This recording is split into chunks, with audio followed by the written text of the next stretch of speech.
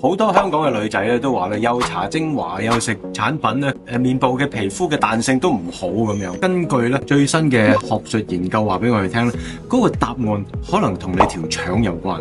Journal of Dermatological Science 2018年嘅時候咧，發現咗一樣嘢嘅就係腸道嘅菌落，如果有失衡嘅情況咧，我哋皮膚膠原合成嘅效率咧就會降低28到30%。咁原因咧就係膠原蛋白要生成咧，其實有幾個好重要嘅因素啊，包括咗我哋氨基酸嘅吸收啦，我哋嘅微量元素特別係鈣質，同埋咧要喺一個好低發炎嘅狀態啦。呢啲咧都同你嘅大腸狀態咧係一個直接嘅關係嘅。嗱，如果喺個腸道入邊壞菌當道嘅話咧，你就會發生啲乜嘢事咧咁樣？嗱，首先咧體內咧發炎嘅指數咧就會上升嘅。咁當佢有系統嘅發炎嘅時候咧，我哋有一個細胞咧叫做 Fibroblast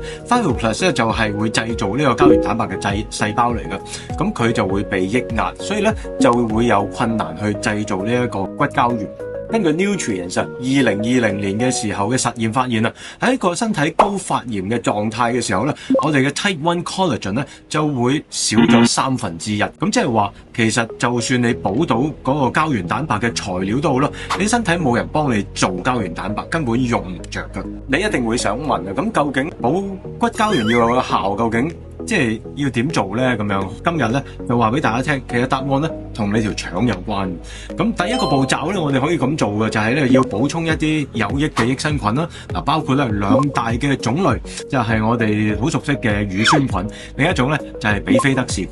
喺 Clinical Nutrition 2019年嘅發表咧，我哋就會睇到咧，原來補充好嘅一啲大腸菌落咧，8個星期之後，皮膚嘅彈性會提升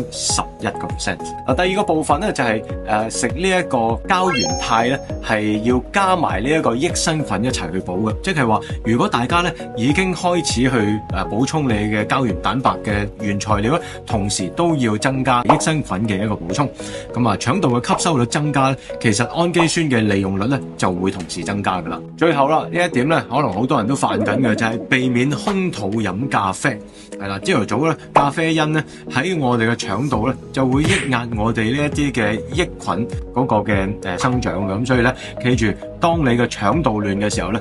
皮膚你補幾多嘢咧，可能都係白補。